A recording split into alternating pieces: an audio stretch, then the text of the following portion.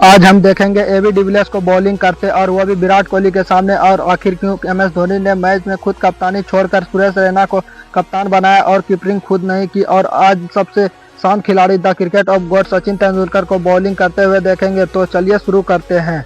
Number 16 Virat Kohli और AB de Villiers को आपने हमेशा बैटिंग करते देखा होगा, लेकिन इंडिया और साउथ अफ्रीका के टेस्ट मैच में एबी डिविलियर्स हाशिम अमला को अपनी जगह कीपर खड़ा किया और खुद वो ओवर डालने के लिए आए। और इस समय उसके स्ट्राइक पर सबसे अच्छे खिलाड़ी किंग कोहली थे। VVS Lakshman and Wasim Jafar also got wickets in that innings. Number 15 अब हम आपको थोड़ा सा आइकॉनिक मोमेंट दिखाते हैं जिसे देखकर आप भी यही कहेंगे मजा आया। 2021 की बात है जब ऑस्ट्रेलिया और वेस्ट इंडीज के बीच ओडीआई मैच खेला जा रहा था। तब वेस्ट इंडीज बैटिंग कर रहा था और सामने ब्रेंड लारा खेल रहे थे। और तब इस मैच के आइकॉनिक मोमेंट देखने को मिला जब रिकी पोंटिंग खुद ब्रेंड लारा को ओवर डालने आते हैं। तो पोंटिंग को देखकर लारा लेजेंडरी बैटर को बट पता नहीं क्या सोचकर वो बॉलिंग करने आ गए। इससे ज्यादा हैरानी तब हुई जब वो अपनी पहली बॉल पर पोंटिंग ने ब्रेंड लारा को विकेट ले लिया।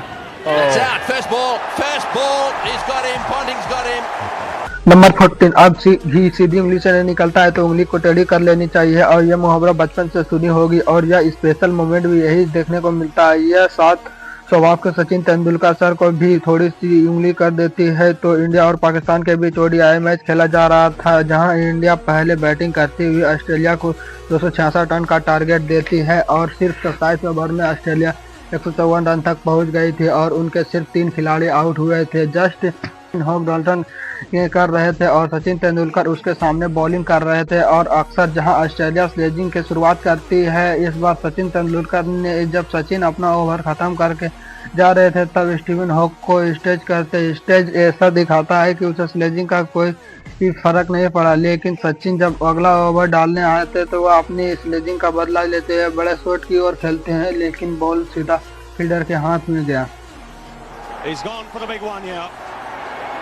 And Agarkar coming underneath it. The catch is taken. Sachin Tendulkar has got the Australian. Number 13 अगर किसी विकेट कीपर को स्लिप में खड़ा कर दिया जाए तो वो वहां भी कैच पकड़ लेगा। इसका जवाब तुम्हें एडम गिलक्रिस्ट की इस वीडियो से मिलेगा। दुनिया के सबसे अच्छे wicket keeper Adam Gilchrist match में कीपिंग करने की जगह स्लिप में खड़ा दिखे, लेकिन जहां कीपिंग में गिलक्रिस्ट ने एक बढ़कर कैच पकड़े, लेकिन वही स्लिप में उनके पास दो कैच आए, लेकिन उन्होंने दोनों कैच ड्रॉप कर दिए। In the air and down. Gilchrist at first slip puts a waist-tight chance down. Oh, he's dropped him. Well, that's the second one that Gilchrist has put down at slip, and they've both been regular. Number 12 जब Adam Gilchrist ने तो slip में होकर catch छोड़ दिया। और अब हम देखेंगे महान विकेट कीपर को पॉइंट में खड़ा कर दिया जाए तो क्या होगा। ये जानने के लिए ये कुमार संगकारे की इस वीडियो में मिलेगा जब पॉइंट पर खड़े होकर एक साथ ऐसे कैच पकड़ा कि शायद कोई प्रॉपर फील्डर भी नहीं पकड़ पाए। Oh, what a brilliant catch that is. Sangakkara has flung himself to his right. Athletic. It's just a brilliant catch. You won't see a better one anywhere in the world. He's come off the middle of the bat.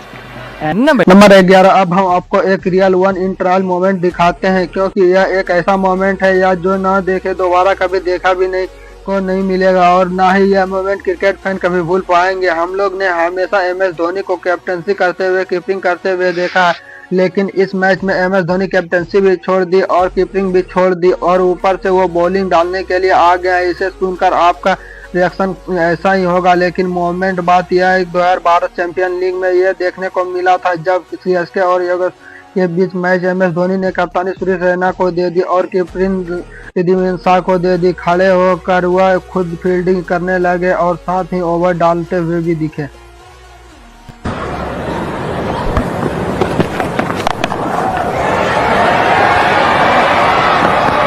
Number 10 अब हम बात करते हैं दुनिया के सबसे जानलेवा की, जहां रिकॉर्ड से ज्यादा खिलाड़ियों की हड्डी पसली टूटी है। और ऑस्ट्रेलिया के ये पथ जो जाने जाते हैं अपने जानलेवा डराने और दरारें देखकर ऐसा लगता है कि मैच से पहले कोई भूकंप आया हो। इस पिच को हाई जंप के लिए जाना जाता है, लेकिन यह दरारें सामने आती है तब यह बॉल क्या करता है कोई नहीं जानता और इसका झलक इस वीडियो में देख सकते हो।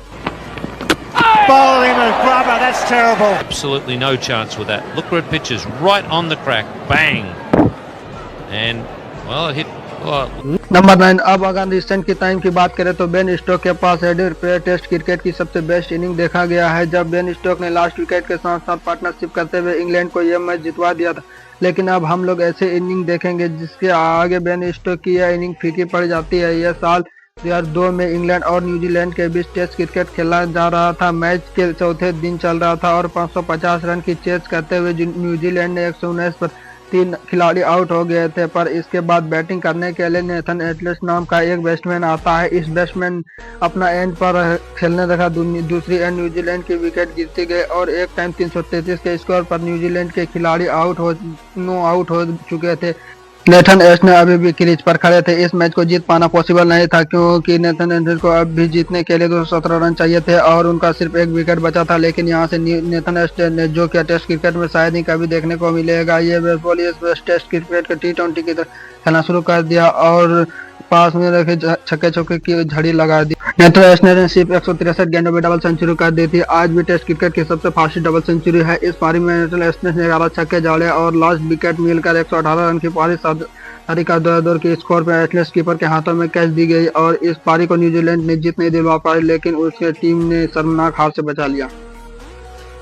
नंबर 8। अगर किसी खिलाड़ी को उसके करियर का सबसे नर्वस मोमेंट पूछे तो शायद हर कोई को अपना डेब्यू मैच की बात करने और ऊपर से डेब्यू अगर ऑस्ट्रेलिया जैसी टीम के साथ हो और वह भी अभी की ऑस्ट्रेलिया अपनी टाइम की गैंगस्टर ऑस्ट्रेलिया, तो खिलाड़ी की टांगें कांप जाती। अब जैसे कि केविन पीटर को डेब्यू करते मैच देखे 2005 के एक्स में उन्होंने अपना डेब्यू किया था और यहाँ देखो ऑस्ट्रेलिया के मैंग्रो ने पीटरसन की पहली पारी के अंदर ही उन्होंने घुटने पर मार दिया था, लेकिन वह भी पूरी तैयार थे साथ आए और यह 50 के साथ अपने करियर की शुरुआत। Left hand side, McGrath thinking he's giving himself a bit of room. Half century in his debut Test match. Number 7। आपने कभी बार खिलाड़ी को अजीबोगरीब तरीके से रन आउट होते देखा है, लेकिन यह वाले आ गए आप सब भूल जाओगे। यह बात है न्यूजीलैंड के सेन थॉमस के साउथ अफ्रीका के अगेंस्ट आने वाले डिफेंस करते हुए वो अपना शो ऑफ करने के लिए अपने पोज को भी होल्ड करते हैं, लेकिन उससे गलती यह हो जाती है कि पोज को होल्ड करते हुए वो अपने पैर क्रीज से बाहर ले आते हैं और गलती उनके स्कोप पर भारी पड़ जाती है। उन्होंने रन आउट कर दिया गया।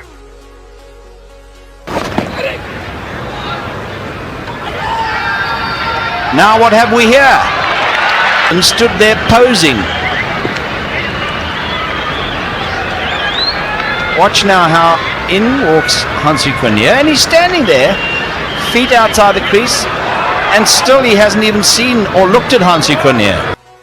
नंबर 6। आप जानते हैं कि राहुल द्रविड़ एक बार इंडिया को छोड़कर स्कॉटलैंड की तरफ से खेलते हुए दिखाई दिए थे। यह बात है साल 2003 की, जब राहुल द्रविड़ ने स्कॉटलैंड के लिए 12 मैचेस खेले। हालांकि यह मैच इंटरनेशनल मैच नहीं थी, बस स्पॉटलाइट के मास्टर मैच और स्कॉटलैंड की क्रिकेट को बढ़ावा देने के लिए राहुल द्रविड़ को उनके अपने टीम में शामिल किए। नंबर 5। हम आपको एक ऐसी लवली मोमेंट दिखाते हैं शायद आप बार बार देखने को चाहोगे। हमेशा क्रिकेट और एड के बीच रीजन रहा है क्योंकि हमारे बेचारे क्रिकेटर एक्टिंग नहीं कर पाते हैं, उन्हें एड देखने का काफी मजा आता है। उनमें से एक वाली एड्स है जिनमें MS धोनी, विराट कोहली और सुरेश रैना को फीचर किया गया था।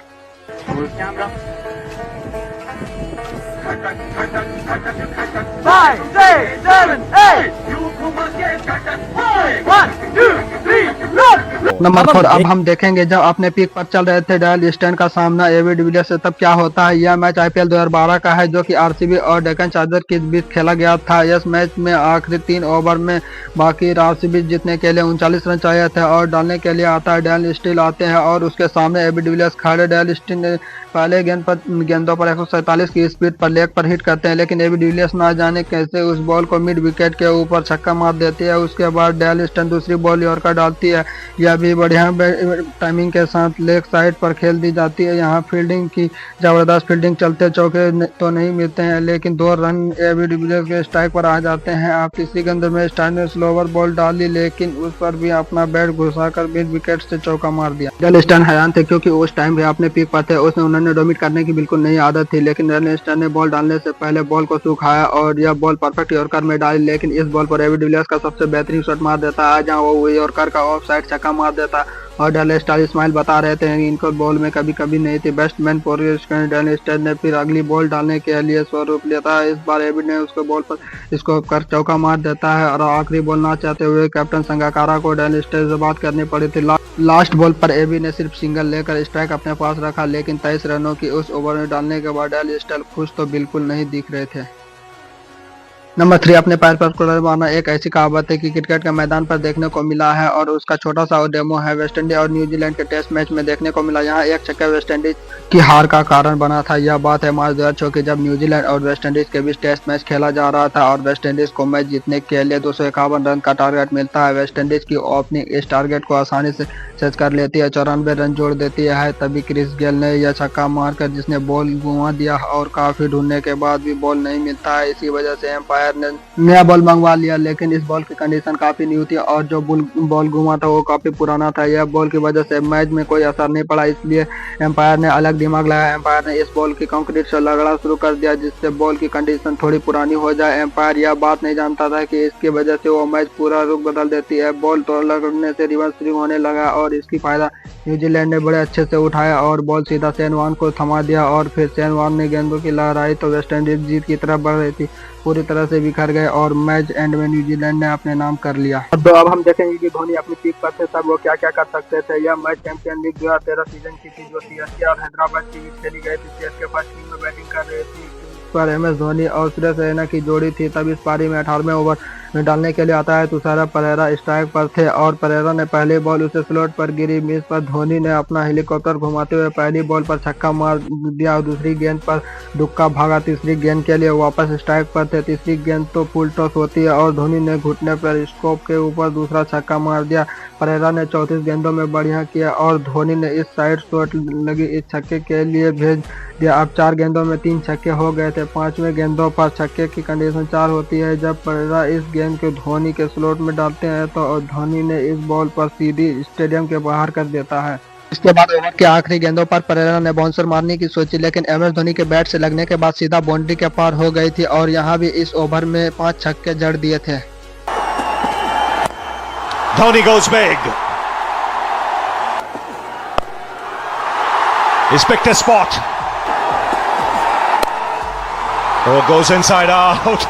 He's dealing in sixes at the moment. Middle leg. Massive. This is the biggest. To go now. आप में से बहुत लोग नहीं जानते होंगे कि फास्टेस्ट स्टंपिंग का रिकॉर्ड MS धोनी के पास है और यह वह स्टंपिंग थी जब MS धोनी ने कैमन फोन को स्टंप करते हुए रिकॉर्ड साबित किया था। ऐसी मजेदार वीडियो देखने के लिए चैनल को सब्सक्राइब कर लो।